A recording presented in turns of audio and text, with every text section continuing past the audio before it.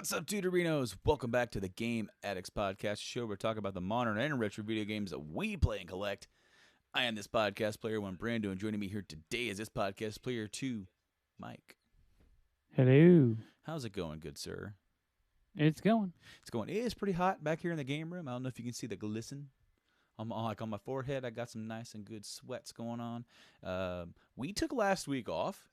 Yeah, we did a lot of work, not as much as some, but we, more than what we typically do for E3 this year. We did some more live streaming, for the press conferences and all that jazz. So, we took the week off and, we have a lot to talk about, because of that. Yeah.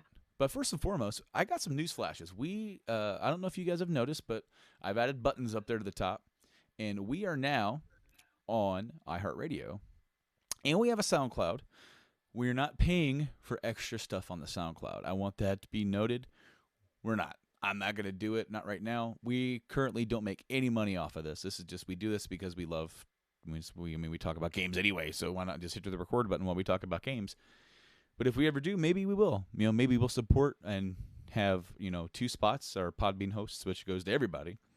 And then the SoundCloud guys, because they're really difficult, I'm going to do my very best to remember, as part of the upload thing, to go there and replace the episode that is on SoundCloud with a brand new episode for you guys. So if that's how you digest your podcast and you want to go to SoundCloud and do that, please go look us up. If it's not up around the same time, now here's the thing. I usually set it up to go in schedule. I can't do that. We're on SoundCloud. So I'm gonna try to do my damnedest to try to remember to do it. And so if that's the case, if I can't schedule or do anything like that, it may be on SoundCloud before it's anywhere else, other than live.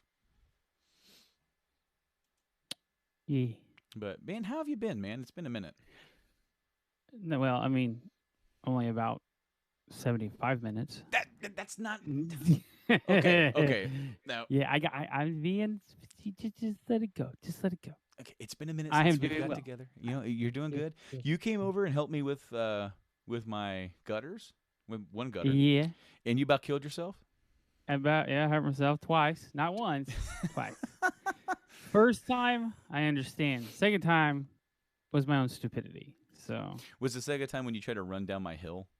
No, I just tried to walk down it after spraining my ankle. Okay, so okay. Imagine trying to mow that.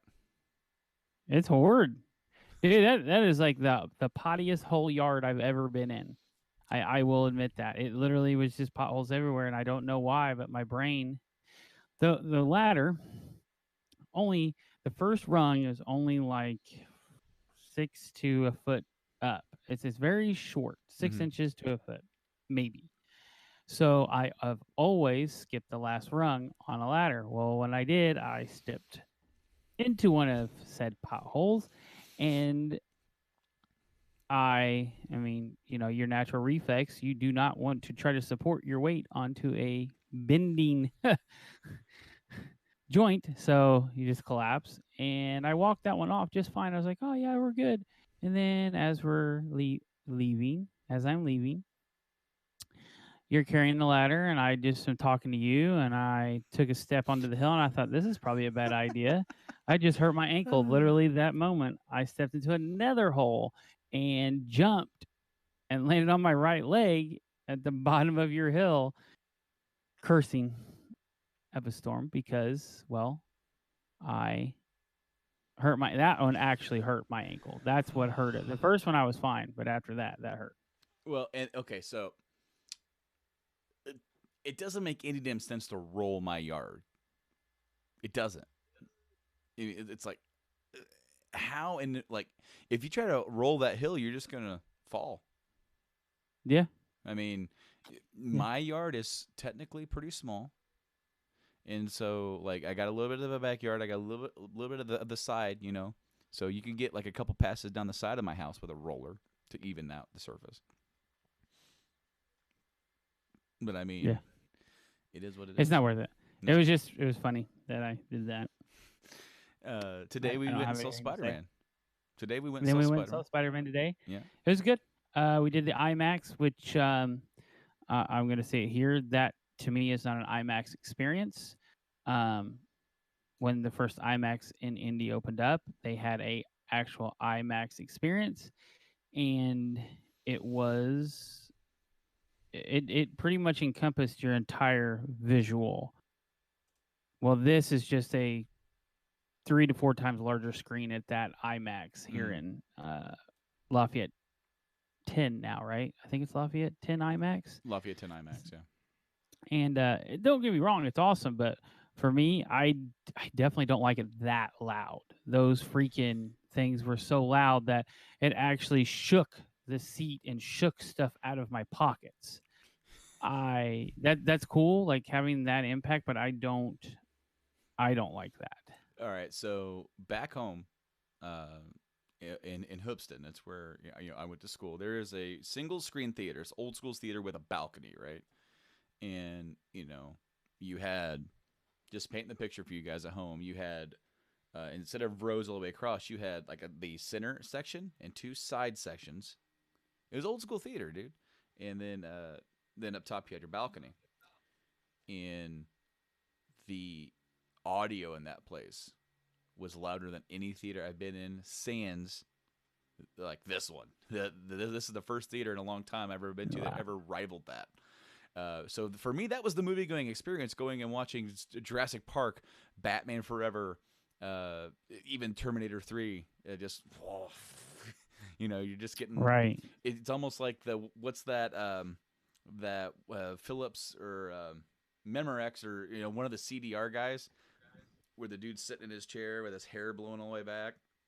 Yeah, yeah, yeah, yeah. That's how I thought the Those are movie good. theaters should go. So like anytime I went to like a multiplex, it's not going to be as good. I personally like that. I thought the experience was pretty good. Not as good as you said as the indie experience, but would I do this for every movie anyways? No. It's like a $15 ticket. I wanted to go see Yeah, this that's movie. too much. I wanted to go see this movie. So Mhm. therefore, I do like the MCU. I do like Spider-Man especially, and I really like the first one of this new Spider-Man, and I really wanted to go see it. And I'm like, you know what? Let's go check it out. And then if we're gonna go check it out, let's go see a movie that we want to go see, and something that's gonna have some action and something that's gonna like showcase what this thing can do. Because I mean, they were showing Toy Story 4 in it, and I'm like, that's cool, but is that movie really worth uh, seeing it in IMAX for? I don't think so. Like you said, to Maybe me I'm wrong that though. wasn't really an IMAX. It was just an extra large theater. So or theater screen and stuff. But the seating was massive. They had a lot of. It wasn't bad. I mean, it wasn't a really bad experience. It's just for a movie like that, I would not personally. I would not spend that kind of money on it. Yeah. Uh, every once in a while, that's kind of what I'm going to view it as. If there's a movie I'm really excited to go see, like I'll probably do it for Star Wars, because I want to have that big loud experience with Star Wars. But Oh yeah, yeah, that's something that I will definitely watch in that just because it's freaking Star Wars.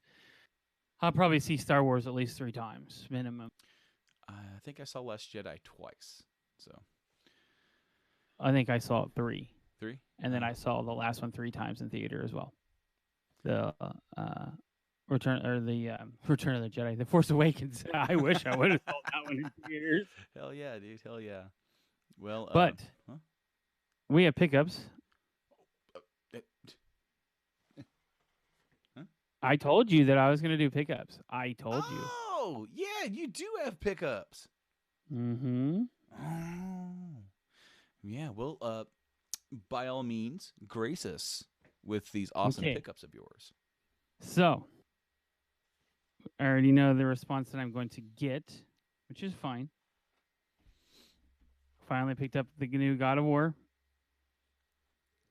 and I have made it pretty far in. At this point, spoilers don't matter. It's been out long enough. If you were gonna care to be spoiled, well, guess what, buddy? You're a couple year late. Um, I'm at the point where Atreus realizes that he's a god or the son of a god, and yeah, it's kind of funny. Um, I have difficulty viewing the main character Kratos as Kratos. I view him as Teal'c. So that's just me personally. That's my favorite TV, one of my favorite TV shows of all time. And every time the guy turns around, Kratos turns around, I feel like I'm going to see a black guy with a serpent symbol. But it's very good. I have thoroughly enjoyed the story of it. It is very well done. It's so different. There's It's very different. It felt very different, but it felt the same. Mhm. Um, they did a good job. It is a lot better than the last iteration It into doesn't. that Yeah, series. no, it doesn't feel like it's as button mashy or just doing the same things over and over because there's so many different things that you can do now. Right. You know, you could switch your weapons up. You can go no hand. You could do combos with Atreus. Now, there's something that's really cool that I really liked about the idea of using an AI character or as like a side thing, and it's like you kind of just give him orders. Right. At the beginning of the game, he's listening to you and doing all this stuff. Now, when he does this stuff, he's gonna stop listening to you, and he's gonna be doing stuff on his own. So now Yeah. he doesn't respond to your commands. And then there's going to be a spot where you kind of humble him and then he won't do a damn thing. He's running. See, he's already been humbled once, and not like hardcore, but Mm-hmm. enough. But obviously, that was before the god. But other than that, it's a really good game. Now, the other game I picked up, I've been playing, and I have played quite a bit into this game so far, and it's awesome. But it also really makes me want to go back and play some old school games. Super Mario Maker 2, it's phenomenal. It is it's a lot of fun. I've created 2 courses so far. They were just crappy courses that I threw together, but outside of that, I've played probably 100 courses made by other people. It hasn't been out very long, so can't expect a ton of stuff out for it. But out of that, I probably play. So depending on the levels, I usually get 3 or 4 to 20 user made ones. I've almost finished the story mode, which is just building the castle up. But yeah, it's cool. You can actually now, as you're playing through a level, you can add tools into the middle of the level if you can't beat it. So yeah, like there was one where it had you as Yoshi and you had to get a stone. So now they have stone blocks and you have to carry the stone. Well, it reduces you by probably 85% mobility. And if you use Yoshi, you get 100%. Well, they had a part where they had the 3 musical notes to bounce up. Well, you couldn't bounce Yoshi all the way up with the block and you couldn't spit it up. And I tried to bounce with it up and throw it up. It wouldn't let me throw it up. So I got mad enough where I was like, I haven't used the tool thing, so let's just try it. And I just built a little walkway and doot, doot, done. I was like, wow, that was really easy. But outside of that, I really enjoy it. A lot of the music has been recomposed. So a lot of it is the original music, but recomposed to different style. Mm-hmm. and they have a lot of really cool stuff. A lot of people have built some really neat stuff.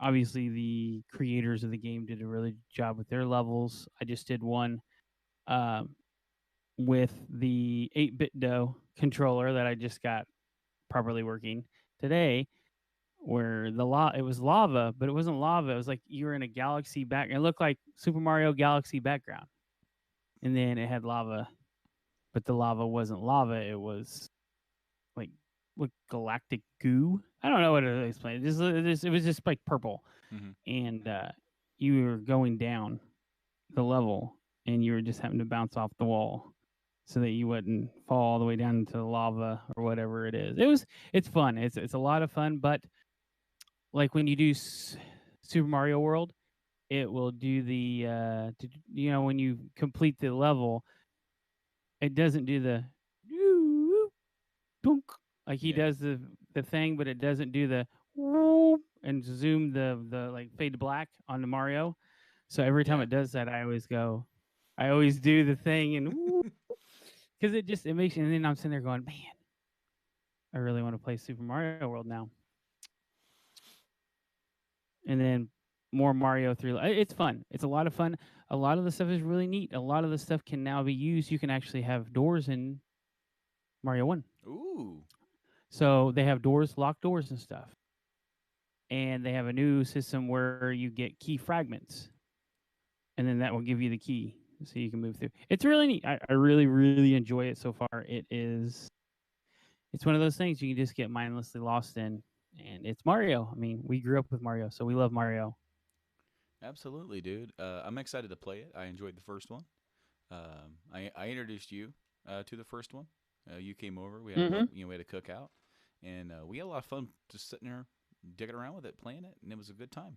And I can't wait to play this one. I don't know when that is. I'll probably play yours at some point.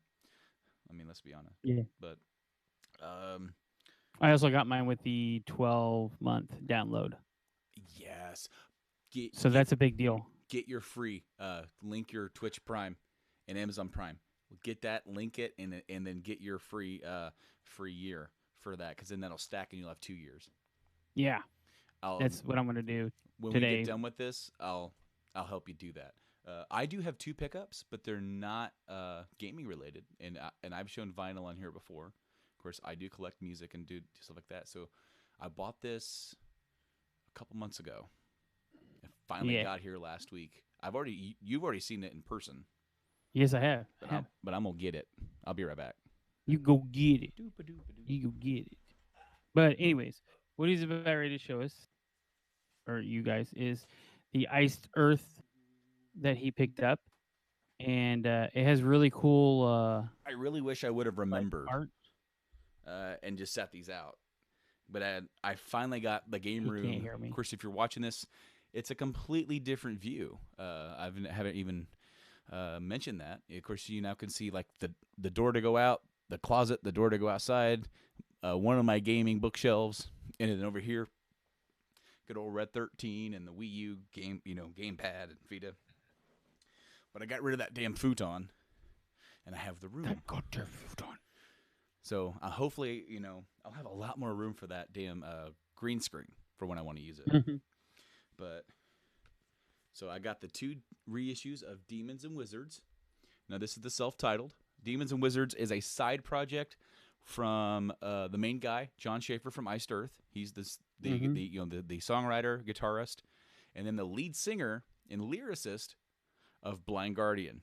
And these are two big bands. These are two friends coming together to make some music. This was originally released in 2000, and they are coming together. They're on tour right now. Hit my mic. For the first time in forevers. And I will be seeing them live in August. I'm pretty stoked. And so their original albums didn't come out on vinyl proper. What I mean by that is that they were just picture discs. And I think I've shown one of them maybe here on the podcast. Maybe. I don't know if I did. I know it probably went up on my personal Instagram. But you can get them in normal black. Of course, picture discs are cool to look at, but they're not cool to listen to. Because after a couple plays, they just deteriorate so bad. So this one, the first one, is color scheme. um, is a green. I don't know if you'll be able to see it. It's like a green smoke. Kind of difficult to see with all the lights and the reflections. And then there, Shine your flashlight for your phone through the back of it, and you'll be able to ooh, see it. yeah, you right, you right, you right. Look at Mike. Mike's on this shit. Some days I'm on, most days I'm off. Just I don't know how good hold that. it back further. Hold your light back further. It's too bright. It's just giving a shine off. Oh well, we tried. It was worth a shot, but I can see it, so they can see it. Yeah, the etching is going to be difficult to see on stream because side D of both vinyls have you're not going to be able to see it. I can see it. Right there, you can see the shimmer of the demons and wizards. Yeah, barely. Yeah, you see it. Oh wait, kind of. It's difficult to. It shows up difficult on these on the smoke vinyl, and that's because it's partially see through. It's going to show up better on the pure black vinyl, you know. Yeah. Then the second one is their second album, Touched by the Crimson King. This has brand new artwork because they were both kind of unsatisfied with the original artwork. It was kind of rushed. And this one is same dealio, but also some of the artwork in here was actually added to it. So each song, not each song, but a lot of the songs have new artwork drawn for the songs, which is badass for a song like Beneath These Waves, which is about Moby Dick. and one of the better songs on the record, in my opinion. It's an awesome song. Now has its own artwork to go along with it. But this red, I love how like deep and crimson that red is. It's difficult to see some of the black that kind of shines through. Oh, there you go. You can see it a little bit. And look, there's Spider-Man back there. Yeah. But it's got Spider-Man. Spider-Man. It's got some etching on it too. There. You can really see the red. The red looks good. But I just put since I made some, I've had to clean the game room. Mike was in it when it was still in progress. It is now cleaned. I got the old entertainment center back in here. It's funny because I put the damn Xbox light on it, but I didn't realize I put the light upside down. Yeah. So I've got to get that fixed. But I've got like the Wii U set up. I've got the Genesis set up. I've got the NES set up. I've got all my old school stuff set up and ready to go. I've got the PS3 and 360 set up over there, PS4 and Xbox One over here to stream for when that's going to happen. And I can now play my record. I listened to the whole side A of the first Demons and Wizards record. And as I was back here today, kind of getting ready for the show today. So those are my pickups.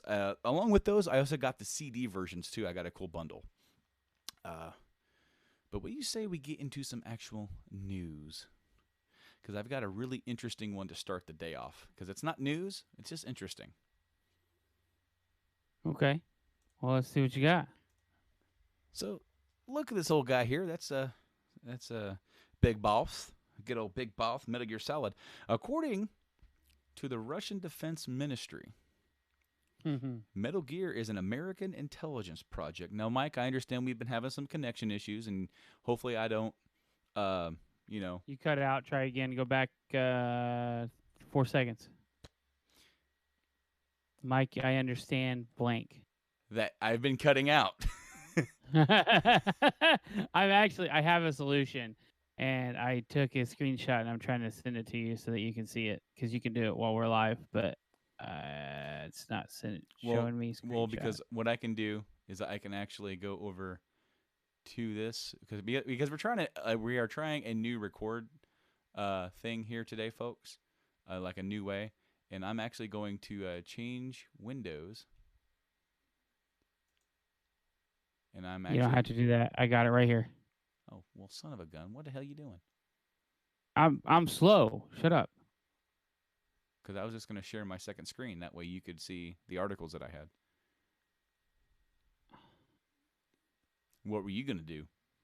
That. I sent it to you. My gosh. You want me to... It's a novel, yes. It's a novel, yes. I tried to just do a screenshot, but this is it. And that should fix basically Discord tries to auto correct everything and automatically adjust everything for you. Uh-huh. And it's saying if you do this, basically it's forcing you, if your input is too high, it'll clip, and instead of registering like uh, Hangouts does, it will clip it out and then it'll completely remove that whole segment of speech. Okay, so then user settings cog in the bottom area. Go to the voice tab. Which okay, I'm here. Automatically input sensitivity. Turn it off. Turn it off. And then Yeah. and then that's it. Or no, It just should. speak into it. Is that what you're saying? Yeah. Should be good. If your voice is orange, it's not sending your voice through Discord. Well, my voice is like always in the damn orange. All right. So, what about here? What about here? What about here? It sounds better. You're not cutting out. What about right here? I think that it needs to be almost all green. Well, then there we go. How about that? Does that sound good? Yeah. We'll just see through the stream how it works. Sorry, guys. We're middle of this changing stuff, but hey, Yeah, trying it's something all new. for improvement. All for improvement. Well, because we've been going through Hangouts, and we can go through Skype, but Skype sucks, man. Skype's quality dips so bad, and so we're trying out Discord for the first time today. So back on it. Am I cutting in pretty good? No, you're doing perfect. It's beautiful. Well, there you go. I'm gonna do the same thing after we're done, but I'm trying to stay low. All right. So the Russian Defense Ministry says Metal Gear is an American intelligence project. Andrei Kartopolov. Hopefully I said that right. Nice name, pal. The Russian deputy defense minister pointed out that popular video game series, such as Metal Gear, are projects by U.S. intelligence service with aim to manipulate public conscience, especially among young people. On the internet. So basically, are they trying to say that there are nuclear facility, like mechanized nuclear facilities moving around that can literally wipe out, because that's been there for a while? Just saying, subs have been around forever. But Metal Gear, they walk on the ground and they are bipedal and they can go anywhere, including on mountains. Yeah. All right. So, quote. But we have nuclear subs that can launch halfway across the world. Don't you talk bad about my bipedal robots. This is Japanese anime we're talking about here. I'm sorry. So, on the internet. I'm sorry. Projects. On the net. Projects of the American Special Services, such as Metal Gear and Brunette Echo, are being implemented aimed at direct manipulation of public consciousness, especially young people, he said. He further pointed out that such projects are designed to encourage active protest activity and also stir up young people with feelings of anti-authority. Where this theory comes from is unclear, but clearly the Russian government knows something that the rest of us don't. As you may know, Metal Gear didn't even originate from the United States. In fact, it came from Japan. Yeah. So to add to that, yeah, I lost it. Now I had something really good, but you kept going, and now I was gonna say that definitely was the case with Chernobyl. So it definitely, as with Chernobyl, they were so worried about their public conscience and what other people thought about them as a government and as a country, that they put false information out there, and it almost seems like we're getting back to that to some degree. That they, I remember. Actually, Russia, you know more about how our president became president than we do. Ooh, low blow. Low blow. That's a low blow. I can't help it. Maybe this was a Metal Gear mission all along, and maybe Trump is one of the patriots. God, I hope not. I really hope not. Now, Now, the article continues. As you may know, the first few games in the series are kind of anti-United States military to an extent, at least. Furthermore, while the series does get political here and there, it's critical of governments and their military branches in general. It's never really specific.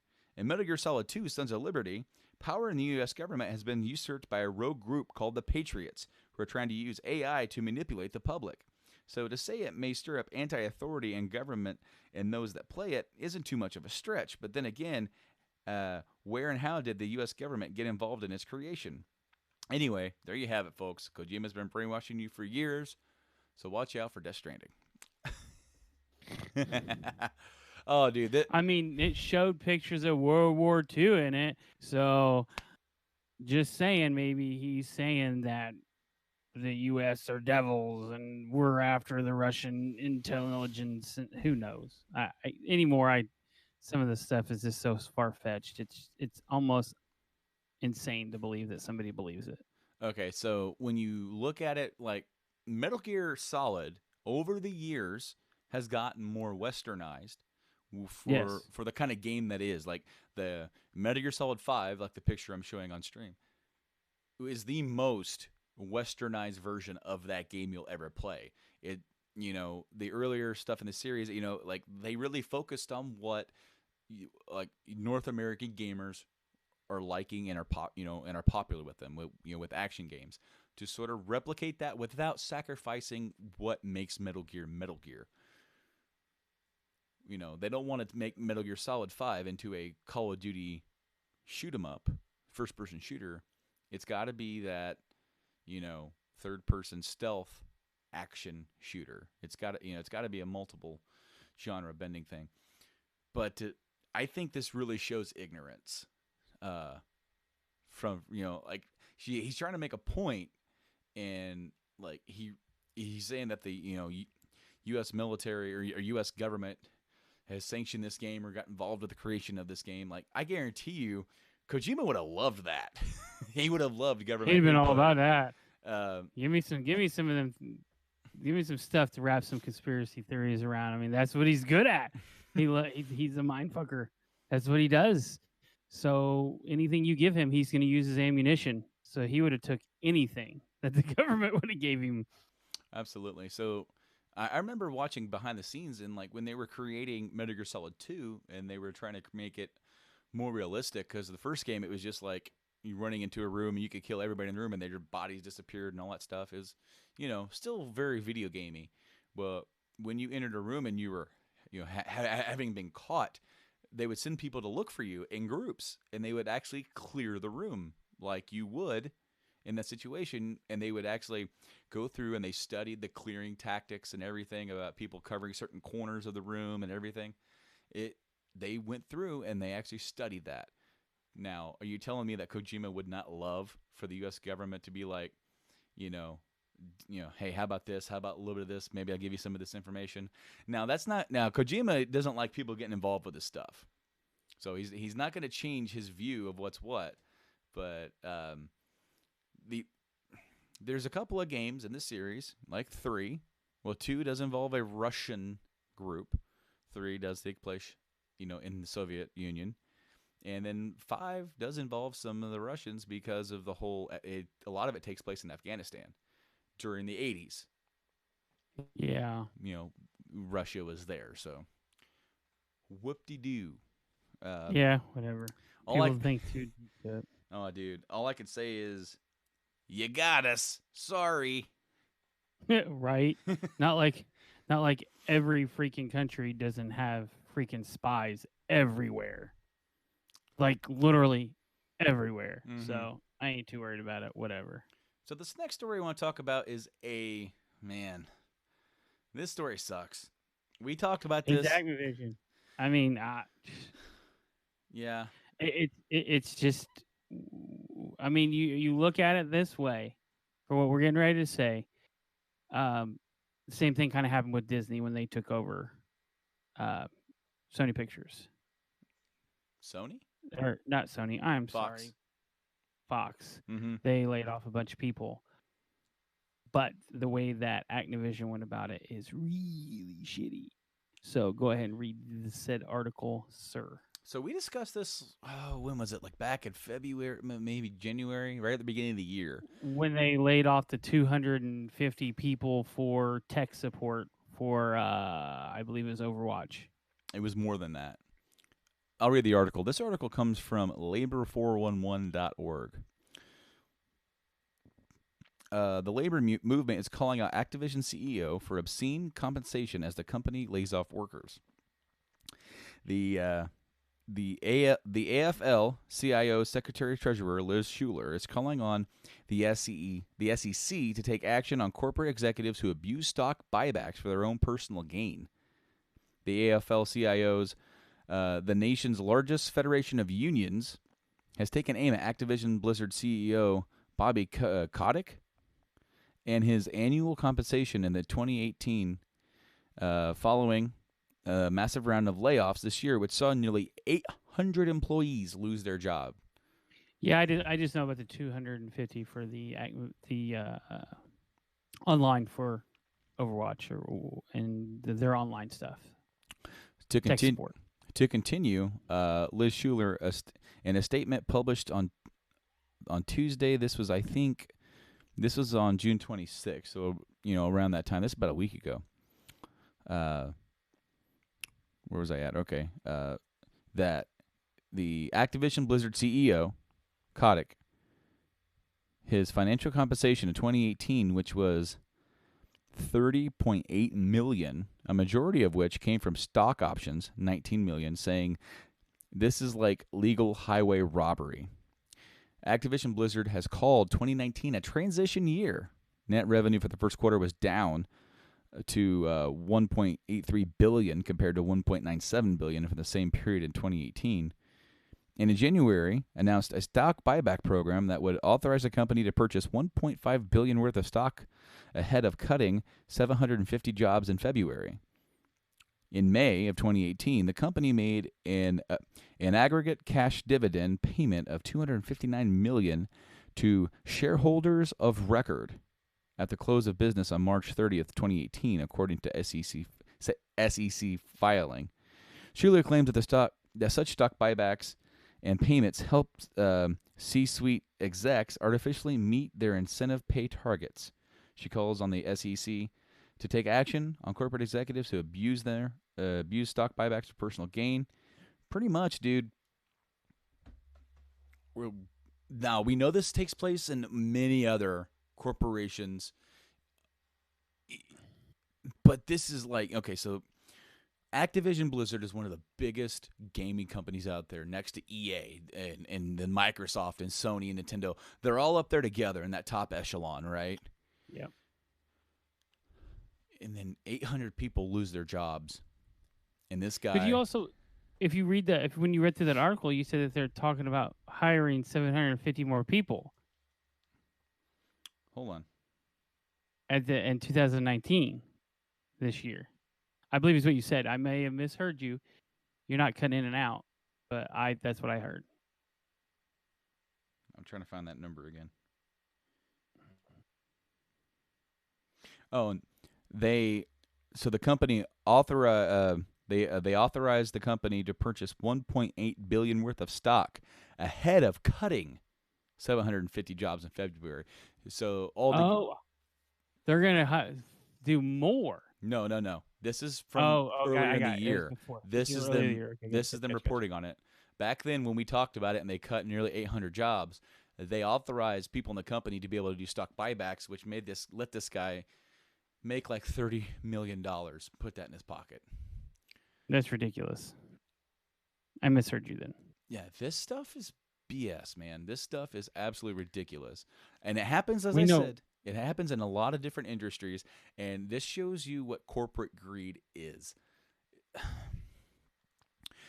Because it gets to a point where in any company, when you're a publicly traded company, if you don't make as much money as you did last year, that's a problem. It doesn't matter the reason, ultimately. And that's such a horrible thing, because think about it. Let's say Square right now. Square, just Square, because they've got some big title coming out. big title coming out. They will not, in my opinion, make as much next year, where there will be no Final Fantasy 7, whatever, 2 or 4, whatever is the next iteration that they're going to call it, Mm-hmm. um, won't come out. So you're looking at they're going to just completely sweep this year. With they're going to have a ton of money at the end of the quarter. I just to say that the next year they need to make that much. I mean, you're talking about one of the most beloved RPGs of all time. I just throwing it out there as one of the biggest RPGs of all time. And you're going to say, well, next year we need to do better. How are you going to do better? I think some of it also, and I'm not an economist. I'm not a guy that knows corporate anything. I'm just a gamer like you. Okay, just like all of you listening, I'm just a gamer. I don't know any of this crap. So if somebody knows more about this, please enlighten us. But I do believe that they have certain projections, and when they don't meet those projections, that's when there's a really big issue. Right, and the projections and stuff are understandable. That's one thing. But what you just said is that if you don't make as much as you made last year, then you're failing. And to say that, I mean, you've got like Nintendo. Let's say whenever the Switch came out, and they started putting out, Mario, Mario Odyssey, and Zelda. I mean, those are your two big titles. Mm-hmm. And then turn around, and then the next year, where they have that year, I think they had Splatoon 2 as well. And then the next year, which would be this year, was Smash. What else big came out on the Switch? We had a Kirby game. We had we've had a couple of Wii U ports. Uh, But Mario nothing new. I'm looking for new. brand new. Man, Mario Party. Mario Party came out. It didn't do gangbusters, but it still sold. Not as well as Smash Smash. was Pokemon Go Pokemon Go. or Pokemon Let's Go. Let's go. And then of course this year in November it'll be Sword and Shield. But I mean, you look at this year for Nintendo. I mean, what are you going to drop? One of your biggest IPs of all time ever. mm-hmm. And it's like such a like level up from where you've been before, right? Oh yeah, I mean it's the open world scene has become massive, and now you're throwing one of your largest turn-based games of all time into a open world / still turn-based. So you're accommodating both fields here. Yeah. That's awesome. It just And it looks Nintendo's got stuff going right. People keep saying, "Oh, they're behind. They're behind." Are they though? Because they literally have created a console that I can take with me, put on my TV. I mean, it's phenomenal. mm-hmm. Oh no, It dude. really is. Like they they're doing good, and they don't have to overexert by any stretch of the imagination. There's something that I didn't pull up today that I wanted to talk to you about the PS5, about how apparently through a leak it has been benchmarked, and it benchmarked pretty impressively compared to some of the graphics cards that's out already. I'm a little today. upset. Today, some things got put out the second, and I'm very upset. New graphics cards, new they call them supers. For those that don't follow or do follow, whatever, I bought a 2060 RTX graphics card, about $400. Okay, Mm-hmm. well, they just announced and released a 2060 Super that is significantly boosted and same price. It's a little upsetting. A little upsetting. But for what I do, it doesn't matter. I mean, it works exactly the way I need it to for exactly what I need. It just sucks that if I could have waited, what was it, 8-9 months, I would have a better graphics card. But life goes on. They'll come out with new ones. All right, so I very quickly pulled this up. This came out on July 1st, just a few days ago. The PlayStation 5 console is yet to be officially unveiled, but thanks to a leak, that we now could know its benchmark. A leaker, Tum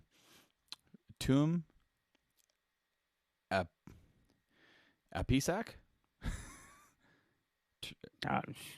who is well known in the PC community for leaking PC parts codes and benchmarks, recently revealed that the first PS5 Firestrike benchmark has seemingly surfaced. The benchmark scored a Gonzalo APU, which is rumored to be the PlayStation 5's SoC. According to the benchmark numbers, the PS5 is going to be 4 times more powerful than the base PlayStation 4 and will offer better performance than NVIDIA GTX 1080 GPU, which is impressive for a console. It is really good. That's $800. That's basically $800 GPU right now. Yeah. As things have yet to be finalized, the Gonzalo APU is still in development, so things may be different in the final console. Still, things are looking extremely good for PlayStation 5. Last month, several statements regarding the PlayStation 5 started to go around. And the processing power of the PlayStation 5 is incredible, so when we try to think of new gameplay that will utilize its full potential, I'm not really sure of which aspects of existing mechanics we should translate. First, there was a time when graphics improved, and then there was network features, and now I guess you can say it's a return to the programmable era. I think artificial intelligence and machine learning will continue to be evolved. So yeah, I mean, if it's, we'll see what's coming. AMD is on the verge of releasing their new GPU and processors. So, and that is rumored what is in the new 5 and Scarlet, whatever they're going to name the Xbox. So I hope it's that good. I mean, if we're pushing 4 times, that's awesome. yeah, That also increases the longevity of that era of gaming, that generation. So this might be like a 360 style era in PS3 era where we get 8 to 10 years. I mean, that would be awesome for us gamers because we would reduce the amount we have to buy. right, And that's why I like Nintendo. I mean, Nintendo's still throwing out a good console for $300. absolutely. Now their next one, hopefully is more powerful. I mean, that's what we always go through. You improve on what you have. But I'm hoping that if Nintendo continuously keeps that $300, but bumps it up a little bit into maybe giving us a better dock that will allow us to maybe go to 2K resolution, that would be great. But Yeah, I'm satisfied with what they got. Yeah, I'm satisfied with what everything's got. I am moving to PC just for the fact of I like PC better. I always have. But anywho, yeah. I'm very, very surprised by how much they've been able to push out for a console. Even the games that are coming out right now on the consoles are looking really damn good. And you do have to spend quite a bit for a PC to get out you do. better performance. So there is that. You do and you don't. You can budget it in and take your time and buy it part by part. But in the grand scheme of things, $400 is a lot better than what I've got. I'm not going to say how much I've got. I've got a lot. Let's just say I've got a lot, and it is continuously going up because I have an addiction. If I could make that my job, I would. Mm-hmm. So a quick blurb about Shenmue 3. We talked about it. I think we talked about it. Do you remember this? It's now exclusive to Epic Game Store, right? Only it went into Kickstarter where people could pre-order it for Steam. Kind of a little bit of a BS move there. A lot of people cried foul over that, and they were like, looks like refunds aren't coming. But apparently, Epic Game Store has come under a lot of fire in recent months. Of course, getting exclusive and all that kind of stuff. They did post an update talking about from the EaseNet. Of course, that's the publisher of or developer of Shenmue 3, with a few options looking to get out of the Epic Game Store exclusivity, and we'll be able to. While devs had initially planned to release the game on Steam, there is no longer the case until after a year following its launch. In other words, Epic Game Store bought it. Now, I'll share my thoughts about that in a minute. Of course, most of you who listen to the show know my thoughts. Um, Fans who pledged to receive the game on PC can now choose to get a physical copy that comes with the Epic Game Store key. Or just the key, or they could switch to the PS4 version. It's also noted that if none of these options are preferred, refunds will be honored.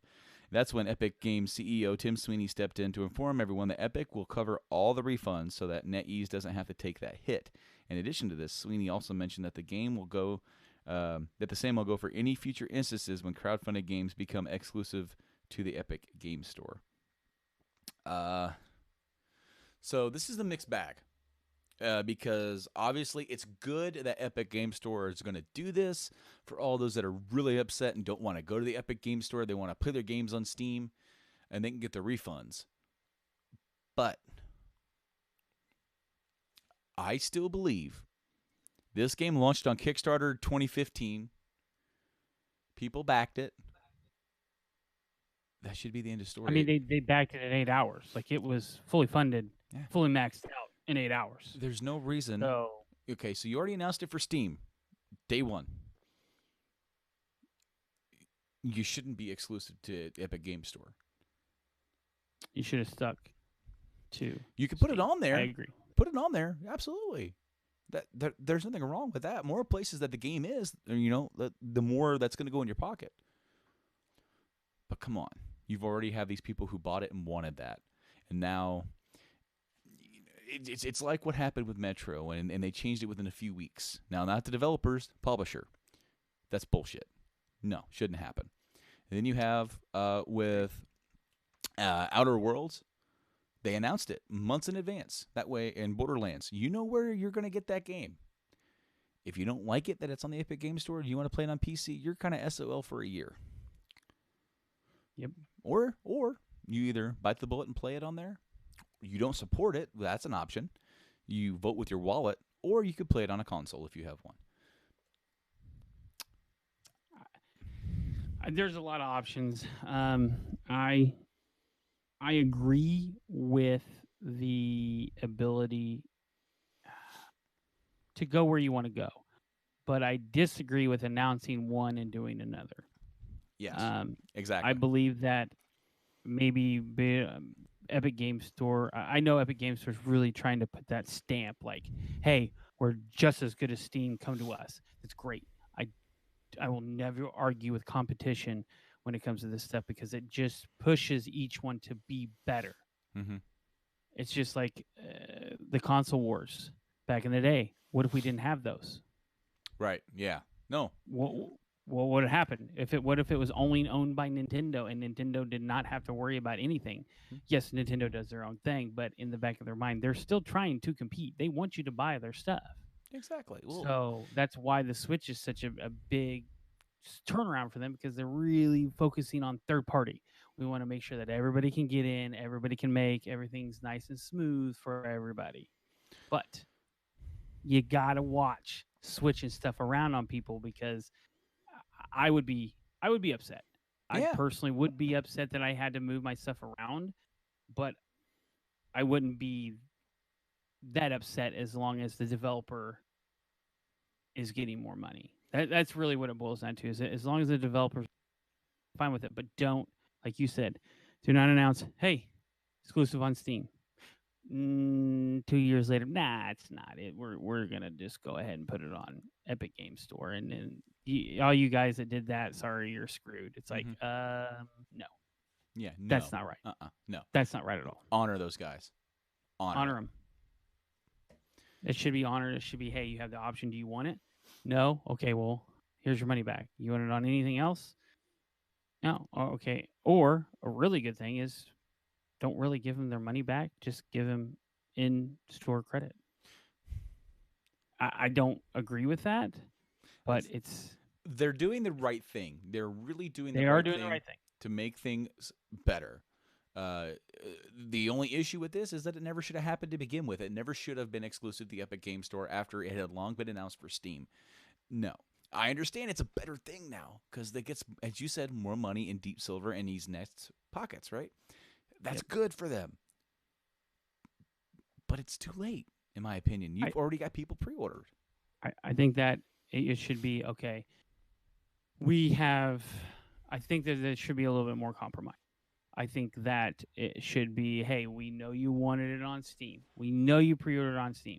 So here's what we're gonna do. We're gonna honor that, and we're gonna give you a $5 credit, $10 credit to the Steam store, or not Steam store, to the Epic Game Store. If you do something like that, let's say a lot of those people that want $60, yeah, you'll have to pay everyone 5, but you could potentially keep a lot of people. They're saying, well, they're trying to make right by it. Like they see that there was a mistake. They're trying to, make it better for us. I don't know. There's a lot of ways you could go about this. I think they went the wrong route, but Well, I think they're going the right way to make it better, but it never should have happened. And what's really bugging me about it is that this is the second time. It's not just that, this is the second big game to go exclusive. The Metro thing happened last minute. This game was supposed to come out in August. It got pushed back. So thankfully it's not last minute, but this game was pre-ordered. Just like Metro was pre-ordered on Steam. Yep. I know a lot of people are kind of a little upset about Borderlands 3. Yeah, absolutely. There's some people who are refusing to play it because of that. And I think it's still going to do well. I think it's going to do fine. Still going to do well. But I don't know. I mean, people are just so negative towards the Epic Game Store, and they really, they've messed up, but they're brand new. I mean, they're the new boys on the block. They're not Steam. They're not ever going to be Steam. But they're going to make it to where it's going to be very close to Steam. Your experience is going to be close. You got to give them time to grow. I think they're making it worse for themselves. I'll be honest with you, because you're making people angry and going to make them not want to come to your place of business to shop. But you've got to I mean, it's just like they're thinking about it just like PlayStation and Xbox. Grab some exclusives, bring people over. That is not a bad thing. The problem is that gamers are so stuck on Steam, but they don't realize that Steam until recently was royally screwing your people over. Yeah, a new game is $60, but they're only seeing 25 of it for the first million copies. Then 45. Yeah. You got to understand that, yes, Steam has this stuff, and they've had the cornerstone for a long time. But they're helping. This group is helping the developers. They definitely are not doing well by turning stuff around weeks before it's a release. That's not a good thing. And that really falls on the publisher. Should acknowledge, hey, we should honor Steam, but we'll put it on a Epic Game Store as well. Yeah. But moving forward, you should get new games like Borderlands 3. New games going exclusive, I have no bother with that. When you announce it and you say we're going to be exclusive there, that's fine. I have no qualms with that. And anybody who's bitching about it, that's their deal. That's something that they're going to have to get used to, because those of us in the console generations who've been dealing with that forever, that's the way it goes. That's just the way it be. And so my big thing on my shoulder about it is when, or the chip on my shoulder, I should say, is when you do this kind of stuff like Metro, like Shenmue, where you've already got people invested money, you've already got people pre-ordered, you shouldn't be doing that. At that point, the next game, the next one, strike a deal. The next game that you do, Shenmue 4, Metro, whatever it's going to be, even whatever that next one is, put the Shenmue 3, put Metro Exodus on the Epic Game Store to give the people who are already there a flavor of what you guys can bring to the table, and then the next one, make that one exclusive. Just for those that haven't played Metro Exodus yet, it's available on Game Pass. Absolutely, and that is a really good. Right now is a fantastic deal. I do not know if that is available on PC. Well, we're going to find out, because I can actually check right now. Because guess what? That is actually our very next topic is Xbox Game Pass. You're getting really good at this whole segue thing, man. And I don't even know how you're wanting to run stuff. So all right, so we have announcement, 8 more games coming to Game Pass, and we actually have it listed for what games are for PC and what games are for console, or both. Ooh. So, coming soon, Dead Rising 4, coming to both console and PC. Shadow of War, the sequel, which is a fun game. Yeah. Shadow of War, the sequel to Shadow of Mordor, coming to both We have um, Blazing Chrome coming to both. And then we have My Time at Porsche coming to both. Then, just for PC, we have Time Spinner. We have Unavowed, also coming to just PC. Undertale coming to just PC. That's a great game. If you haven't played that game, that's an awesome game. And then coming to just console, Lego City Undercover, which is like Lego Grand Theft Auto. And all of those are coming up within the next little while. As in like Shadow of War, My Time at Porsche, and Undertale are coming out tomorrow on the 4th of July as we record this. So today, if you're listening to this on day of release. And then on the following week, on the 11th, the rest of them will hit. So not a bad little group of games. And then, of course, what is this? Other titles will be leaving. Okay, so here's what's leaving. And these will be leaving soon. Aftercharge, Warhammer, Vermintide 2, Lego Movie, the video game, Dandara, Dead Rising 2, Hitman Season 1, Metal Slug, XX, Defense Grid, The Awakening, Hexic 2, and Iron Brigade will all be leaving throughout the month of July. So please hit up with that. And then for a very limited time, you can get it. Jump on it. Go look. You can still get Game Pass Ultimate for $1. I think that ends in just a day or so. I got to do that. I haven't done it yet. To add to what you're talking about, available as of June 20th, Resident Evil, Revelations 2, and Rare Replay. Ah, yeah. Check out Rare Replay. There's so many great games with that. And then there also was Torment and Goat Simulator. Goat Simulator is a great game. You got to check it out. Best game there is. But yeah, I mean, Xbox really stepping it up. All right, so they're doing a good job. Absolutely. Up next, we have the Games of Gold versus PlayStation Plus. Oh yeah. Who? Where? Ha? What games are good for? Xbox One for the month of July, from July 1st to the 31st, you get a game called Inside, and then from the this kind of they break it up, the kind of first half, second half kind of thing.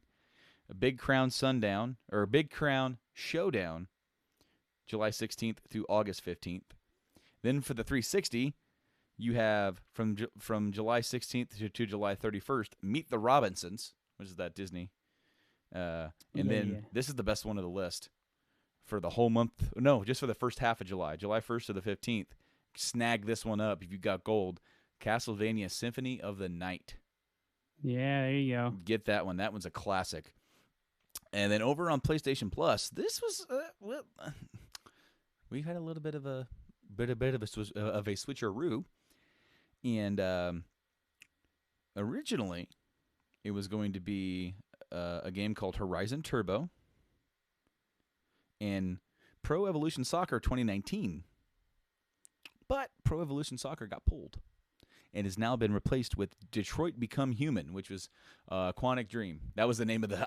Before we started, I couldn't remember the name. Yeah, Quantic Dream. Of the developer, Quantic Dream. I haven't finished it. It's an awesome game. Great storytellers. Go pick that up if you got Plus. We always try to say who's got the better one. I think Plus does, just with Detroit. But then again, that great oldie, man, that Symphony of the Night is one of the greatest games of all time. So, yeah. I mean, just recently, the Bloodstained just got released, and that people are raving about it. The Switch version, I guess, is kind of broken. Doesn't really run very well, and they are talking about fixing it. But speaking of the Switch, have you heard about the leak of the Switch Mini? I have heard. But I don't know how I feel about that. All right, so check this out. From a couple days ago, the Switch Mini potentially outed by leaked accessory. So third party people get to make some of their stuff, before the stuff comes out. So they get stuff and they get information. They have NDAs. They can't speak anything. But this got leaked out, and we have what is a gel case or a thing to go around the Switch Mini, which could give us a hint for what it looks like. Kind of looks like a kind of looks like a Vita kind of shape. Of course, Kinda, yeah. you have your sticks right here. You have your D-pad right here, or it could actually go the other way. But um, there, people are really looking at it, um, and everyone's talking about it except Nintendo. So it's pretty interesting. I'm gonna show it That's on kind of camera. how that goes, though. This was another. Hold on, it's too bright. There it is. And it looks like the Joy Cons don't separate. This thing is only playable in handheld mode. This is as we've talked about, potentially the 3DS replacement for that Mm-hmm. market. For the Switch being able to do both, this is only for that. This will be probably a little bit cheaper. They won't have to even have it be dockable, so you can put a little bit less umph into it and save a little bit of money in the process. And of course, you won't have the detachable Joy Cons, so you won't have to worry about those, and those will just be hardwired in, so that'll be less money going. You can put in, you can even put in. It doesn't necessarily have to go to complete 720p for the handheld. It can go maybe 540 in handheld mode. It'll probably look just fine, or maybe they can get to that 720 without all that extra stuff in there. And now they've had a couple years to refine it. Maybe they can get to that a little bit cheaper. Yeah, also see another silicone that is different. I'm clicking on it now to see if it'll pop up. I just thought this was so interesting because of how much we have heard about it, and it potentially coming. And it's like, yeah, dude, you've got to think that they're going to do it, that they're going to do, There's no reason not to. well, look at the history of Nintendo and how many revisions of every handheld they've ever had. You can go back all the way to the original Game Boy with the original Sending. with the original bricks, with the different colors, with the Game Boy Pocket, the Game Boy Light that never came out over here, and then the color. And then of course you have Game Boy Advance. You had the original SP AG 101, and then the Mini, and then of course you had the original DS and the DS Lite, and then the DSi, the DSi XL, and then the 3DS. Phew, you have 3DS regular, 3DS XL, 2DS, 2DS XL, or new 2DS, and then you have the new 3DS. There's so many different versions, and they roll them out, intermittently. And it's not like the new 3DS is a major upgrade or anything like that, which is what a lot of people and myself have been thinking about. If they're ever going to do a Switch Pro, it's not going to be a huge step forward, but it's going to give the people, just developers, a little bit more oomph to make their games run better on the Switch. Yeah. Now I got to see what you sent me. That is what I showed you. Yeah, well, no. Yeah, basically, but it was just a different image. No, that's the same image that I showed on screen. I know, but it has the thing. But here is something else that I've seen. I'm going to screenshot this one for you.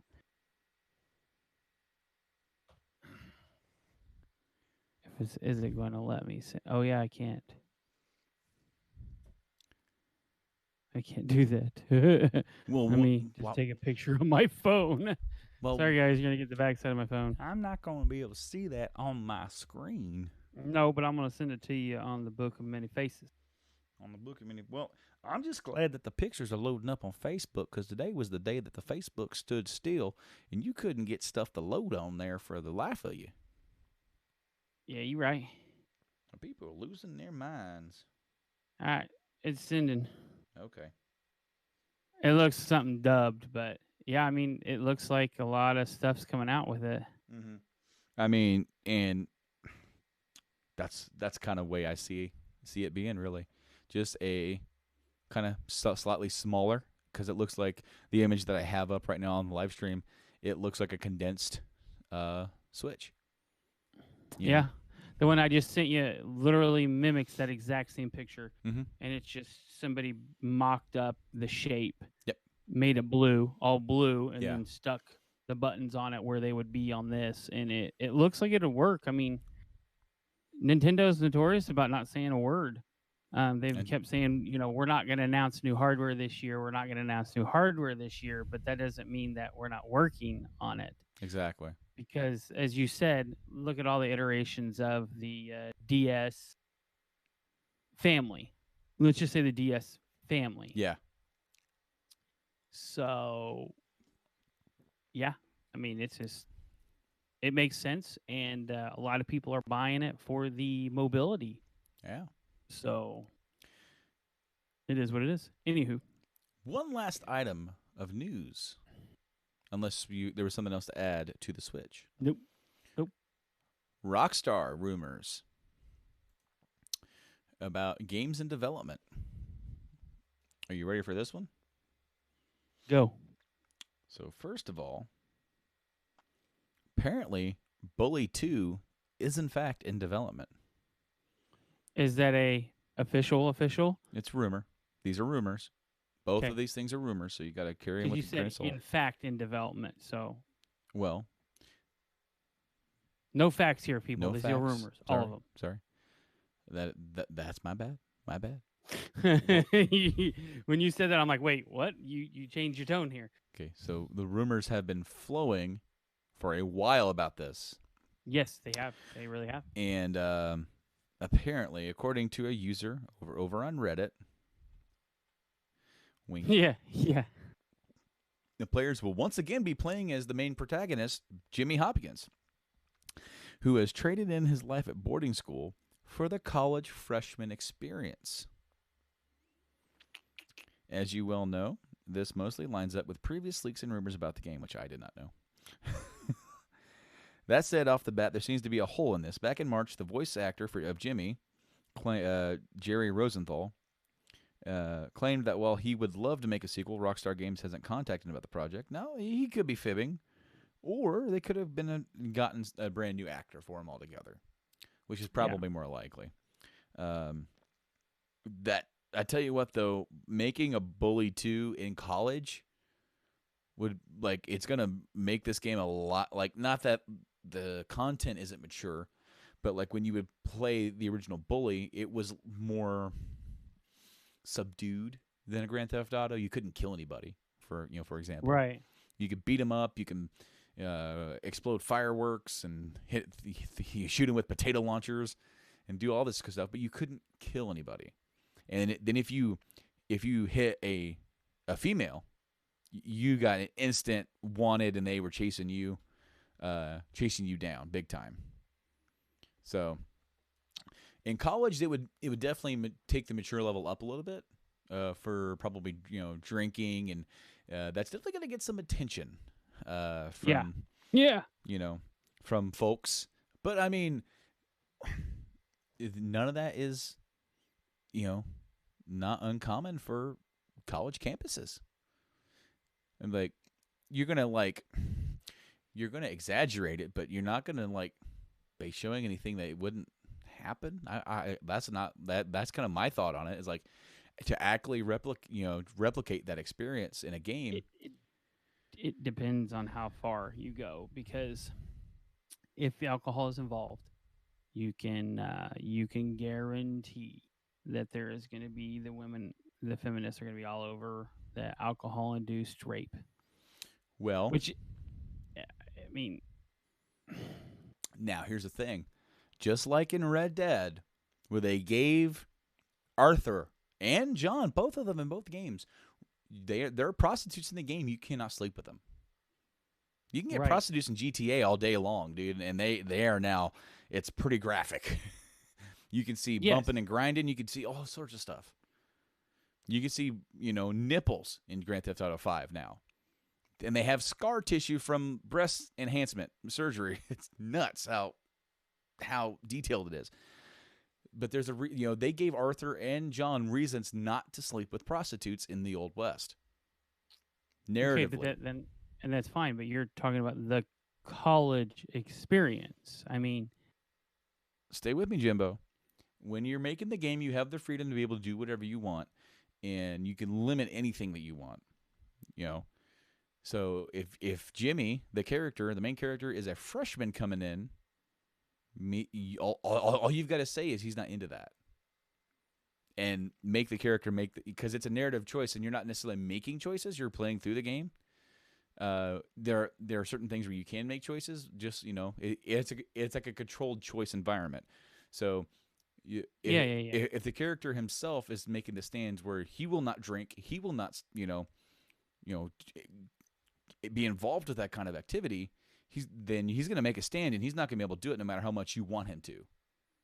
Right, but you're also not allowing the player to do the full college experience. Well, then, I mean, therein lies. That's my opinion. I mean, I'm not. Trust me, I am not going against alcohol-induced sexual activities in any way, shape, or form. All consenting. Period. But therein lies, therein lies the line. That's the barrier. That's the barrier you have. They put that invisible line, and like, our character does not cross this line.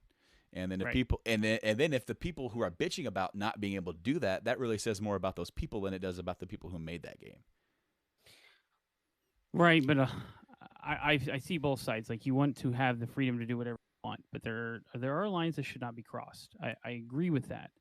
Mm-hmm. But in video games, that is kind of the hitch, is the fact to do things that you would not normally do in real life. And get away with it, I guess.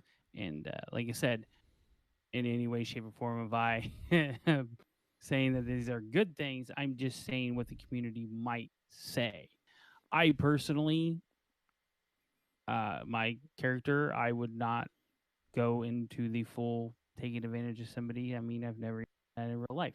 So, just saying, I get it. I get both sides. But it's one of those touchy-feelies. Like, you do college, I think they should stick to high school. Because high school, there's a fine line. At high school, this stuff doesn't really happen. You can make it to where, like, underage drinking is a thing, and then he's just like, no, I won't go that far. Mm-hmm. But with college, drinking is a major thing. And especially, and then, of course, underage drinking is part of that. That's a larger thing there. So I'm just saying, I hope they don't. Same. Because if they do go that route, there's literally going to be a nuclear bomb go off from everyone. But that wouldn't be the first time that Rockstar has found themselves in the midst of controversy. They're no strangers to it. But there's another rumor from a Rockstar game that has surfaced over on Reddit for Grand Theft Auto 6.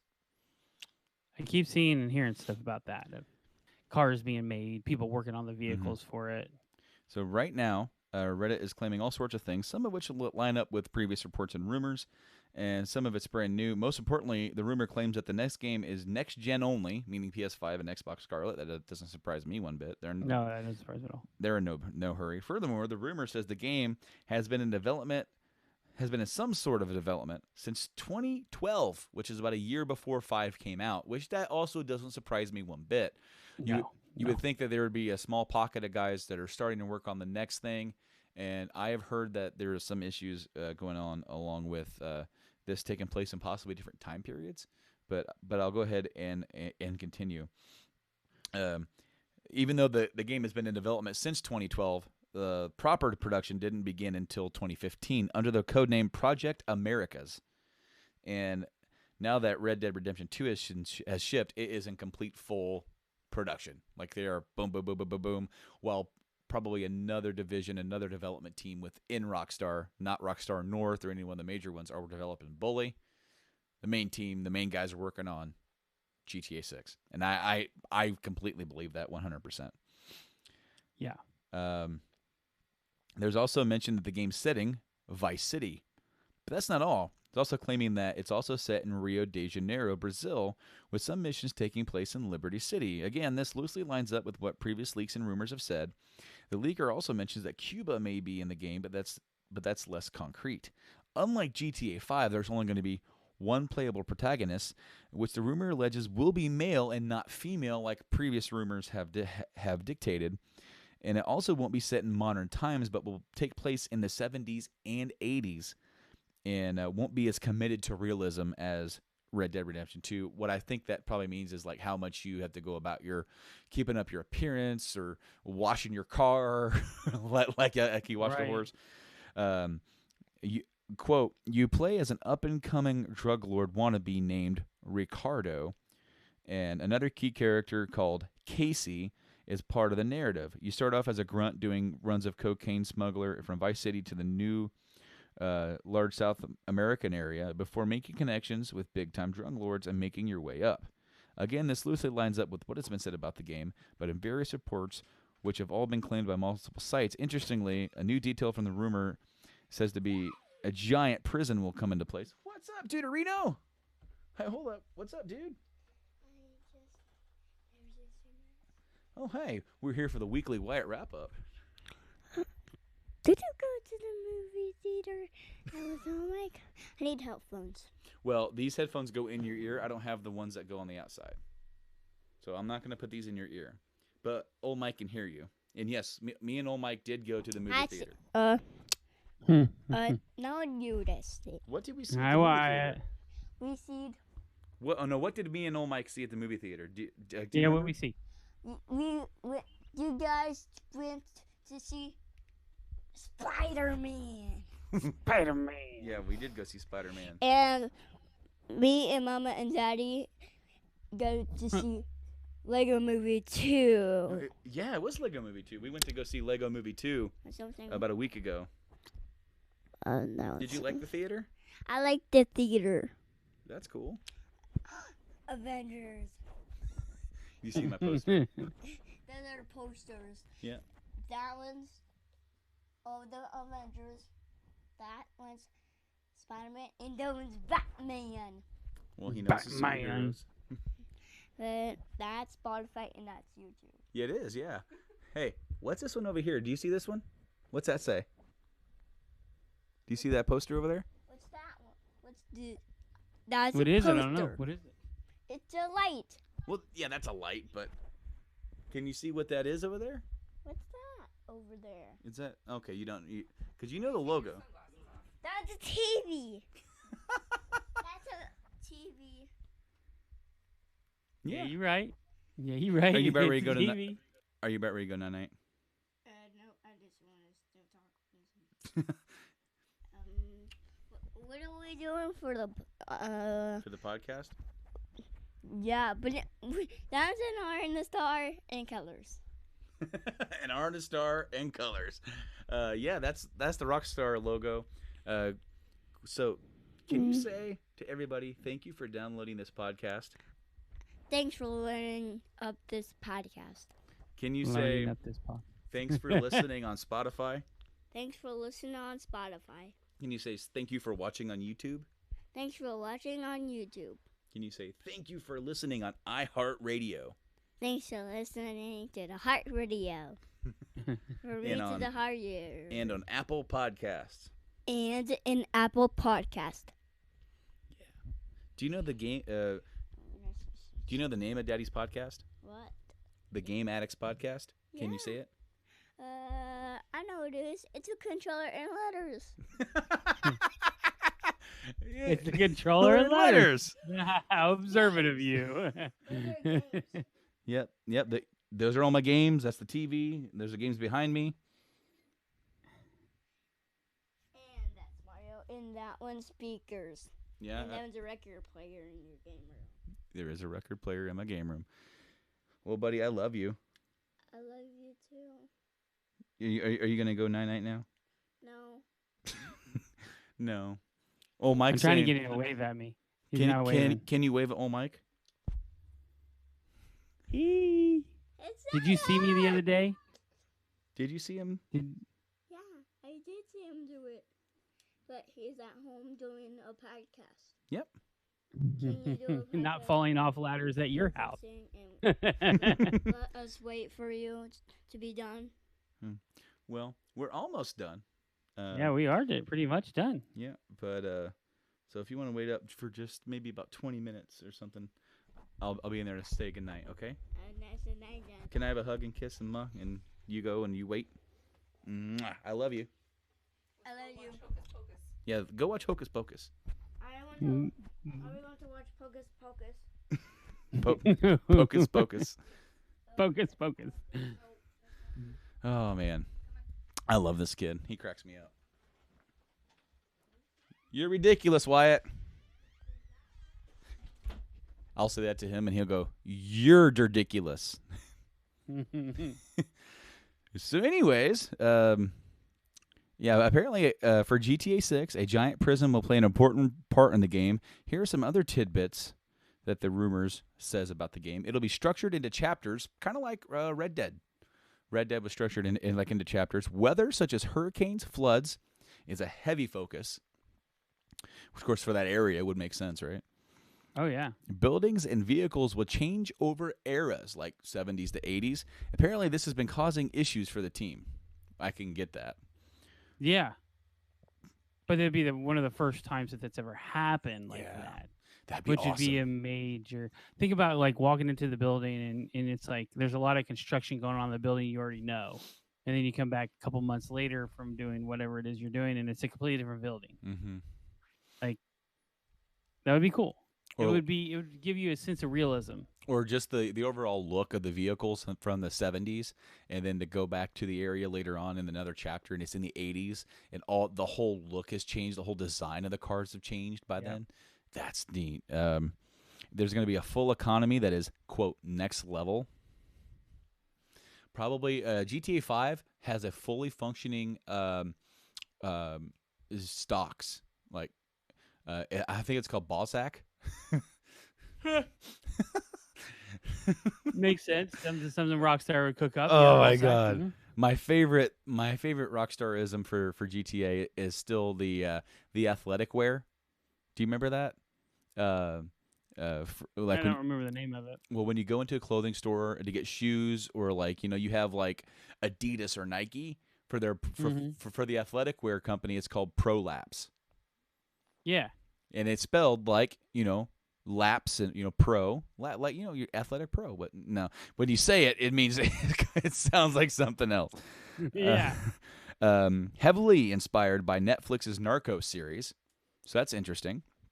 70s and 80s soundtrack, that's pretty much a given. And then a young Martin Madrazo will make an appearance, as will his father, who's a big drug lord at the time. He will do some missions for the family. Drug empire building is an important mechanic that works similar to Vice City Stories, but much bigger. You can only have weapons on your person, and body armor now shows up. No virtual backpack. Your equipment will be stored in the trunk of your personal vehicle. So now, just like in Red Dead, where you can only have like one or two things with you at a time, and you have to go back to your saddlebag to get other stuff, you can't just be cycling through all your weapons. You actually have to... That's a touch of realism that people might not like, but I think it's really cool. The really cool thing about that is it can be modded out if you're a PC or even regular consoles. I mean, we're allowing mods now on regular consoles. It'll get modded out and people won't care anymore. HIV and immigration crisis of the time will be touched upon. That's, again, makes sense. Fictional Fidel Castro will appear. Game. I like the way that specifies fictional. So it probably won't be named Fidel Castro. It'll be a new guy who is like a version of Fidel Castro. It's probably the same way for the drug lord family, as spoken above. Game is the primary focus of Rockstar Games, alongside Bully 2, as stated earlier, and is currently in pre-alpha and no word of a release date. My bet is they are in no hurry to release this game. They are probably they know it's going to be next gen, which that's going to be within the next 10 years. If I had to put like a year on it, I'm going to guess 2022 to 2023 is when we'll see the game. I'm going to see end of 22 because that will allow them to see what's happening with the performance, get more benchmarks on what's running how the PS5 and the Scarlet are running, similar games. I mean, that's what they all do, unless they're wanting to be the new cutting edge. And they'll go from there. I think that they'll play their cards right, and I think they'll do great. They usually do. It's Rockstar. I mean, they don't produce a horrible game ever. All right, so I know I think they'll get it figured out about the whole era changing thing. But what I would do is that I would have so many chapters set in there in the I like let's just use 70s and 80s as an example. Say the first 2 or 3 chapters, the pre-chapter 1 and 2 are in the 70s. I would have, ship this out on 2 discs, and 1 disc is just that portion. It's separated into different games that you launch that are based on the same source code, but they don't have to have it evolve over time. And that's probably why it's going to be in chapters too, because that way they can evolve the whole world as a one thing, and then when it goes to the next chapter, time progresses. So then I have an added thing here. I think what's the most difficult for them, I don't see that being that difficult for them individually. I think the most difficult thing is how do you integrate that into the online play? Because you are not going to be able to change that over unless you do it, I mean, you're not Yeah. even that. So, that might be what's really holding them up. But I think chapters, like you said, chapters are the only way to go if you're going to do something something of that likeness. Mm-hmm. Because like you said, you have to evolve the entire world in a time lapse. It's if the fact, like, say you make 30 visits to one hotel. Let's just say a hotel. Each time it changes in small aspects like construction and stuff. That would be cool, but I don't think that's likely. I think a chapter you're there and then you're going to go back and they'll comment, "Oh wow, look at how nice and modern this is." Which is really just a lot of mirrors, because that's what was big in the 70s, was just mirrors. We just took out all the mirrors. Everything else is back there for years. Well, and it almost kind of makes sense that, if you start in the 70s and you're working your way up, and then by the time that your character is a big flashy millionaire, now the 80s come in and everything's flashy in the 80s. So then thematically it's really going to go along with the more lights and the more neon and the more bright colors, and the whole Scarface vibe is going to make sense. Like, here's the there's the progression. You started here, everything's run down, disco era, colors could be a little bit more murky. And then as you progress, and now you're top dog, you're up here, everything's bright and colorful. It's that classic 80s vibe that you get. And I'm looking forward to it, because 5 really showed me that where they can go for a full-rounded game. We've said it here many times, a game that got a lot of things right and nearly nothing wrong. That's hard. Yeah. That's hard to do when you have that many aspects into one game, and now they're going to take that same formula and add to it. You've got me interested. Hell yeah! But that's all I got for news, my friend.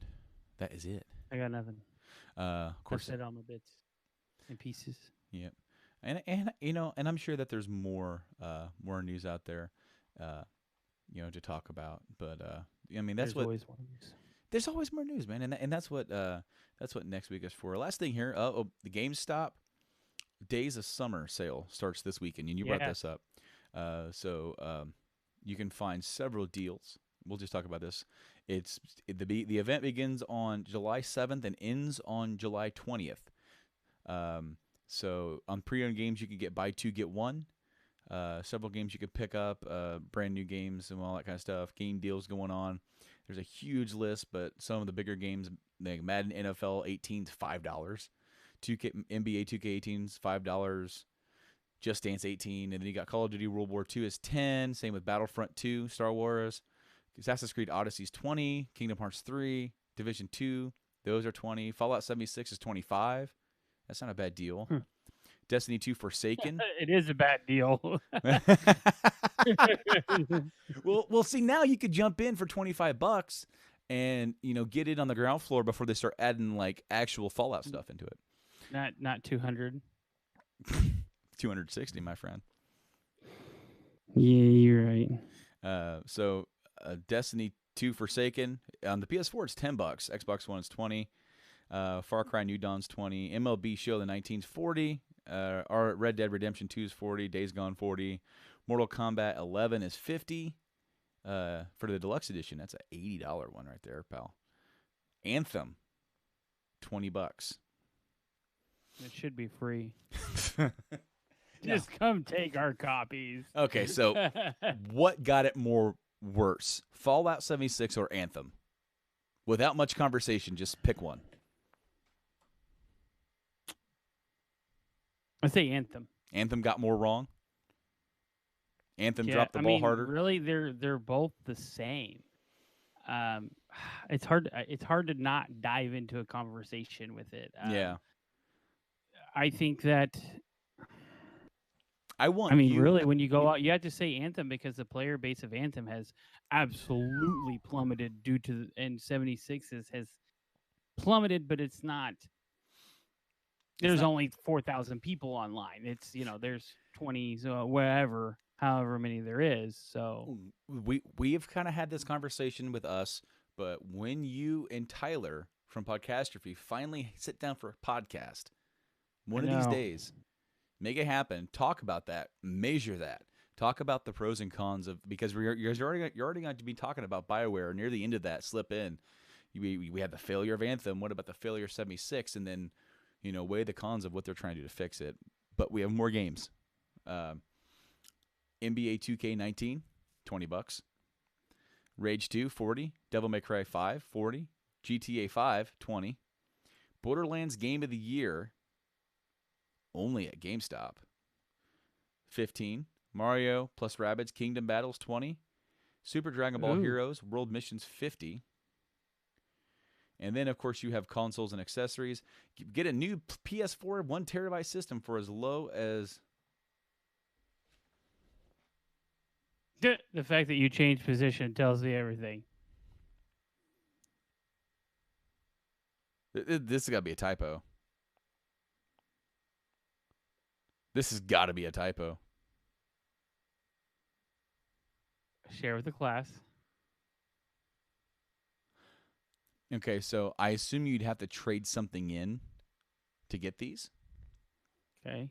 Get a brand new PlayStation 4 base system, slim, 1 terabyte, for as low as $25. Huh? Or $125 for a PS4 Pro 1 terabyte when you trade. So I'm not sure what they're wanting you to trade in to get those. Yeah, what are you trying to get? That like your Xbox One? Xbox One X? Yeah. Why would you trade that? We have more. Receive a free $50 GameStop gift card when you buy a brand new Xbox One S or X console. So you get essentially almost a free game for that. Here's the thing. To get one of those down to $25, you'd have to literally like completely send in your entire gaming collection of 900 games, and we might give you down to 25 because we only give you like 7 cents per game. Nope, ain't gonna happen, pal. I know. But you can get a Starlink starter pack, which is the Star Fox thing. Mm-hmm. For Starlink free when you buy a new Nintendo Switch console for $300. You get a GameCube style gold or silver wireless controller for the Switch for $40. 20% off new Xbox. Was that an controllers. official or is that the? So they haven't made it official. So that's what company is that? I don't. It doesn't say what company. Power Up. Maybe Power or Up. Not Power Up. Power A. Power A. Maybe it's that. But 20% off select new Xbox wireless controllers. Turtle Beach 700 premium wireless gaming headset for $120. Hyper xCloud Alpha Pro gaming headset. That's too long of a name. For $85. And then the next segment is toys, collectibles, and apparel. You get purchase 3 pop vinyl figures for $25. Buy one get one 50% off select amiibo. So no Zelda for you. Buy one. I already got all. The only one I'm missing is the Ocarina of Time Zelda and the new one that is pre-ordered. So obviously I don't have that one because it's pre-ordered and it doesn't come out until Link's Adventure comes out. So remake. Link's Awakening. Link is Awakening. My fault. I apologize. Link's Awakening. Yeah, you're right. Anyway, buy one get 50% off all action figures, all shirts, only $10. Save $20 when you buy Forza Horizon 4, which is which that's $50, and any Thrustmaster Xbox One racing wheel for $90. So you buy those two together and you save $20. 40% off all Kingdom Hearts and Fallout collectibles. 20% off select fan favorite collectibles, including Fortnite, Xbox, Gamer Mickey, Pokemon, and Nintendo. Trade-in offers towards the PS4 Pro. So, to get a PS4 Pro, all right, you get $275 trade credit for any current PlayStation 4 Pro that you currently have. If you want to upgrade to a new console, I don't know why. Like, if you already have one, why you're wanting to get a different one, or if you trade in an Xbox One X, you get that, or if you trade in an iPhone 8. Yeah. But there's more. You get 225 trade credit for a Nintendo Switch, 1 terabyte PS4 Pro or PS4 Slim, or an iPhone 7 Plus. You get 175 trade credit for a base 500 gigabyte PS4, Xbox One S or iPhone 7. And then you get $125 trade credit for original Xbox One or iPhone 6S.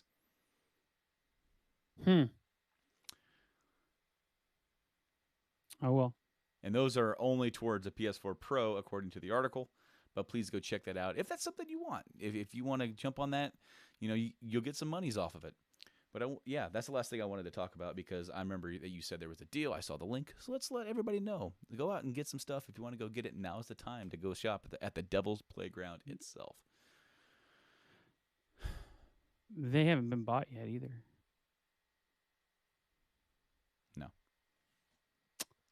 They Anyways, are. There's a new CEO, and he's working on trying to save the company. We will see. That's all I'll say. Stop opening games. Stop not selling games and opening them selling them, because you're the only one that has those games. You know what game I'm talking about. That was shady as.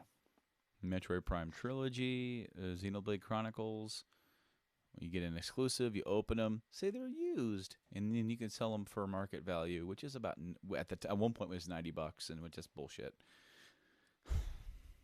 What was the other one? Was it Ocarina of Time? The 3DS?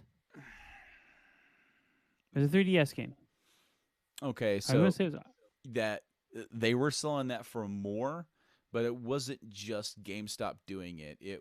They weren't getting new, because the reason why that was so expensive is because there was no more new copies out there.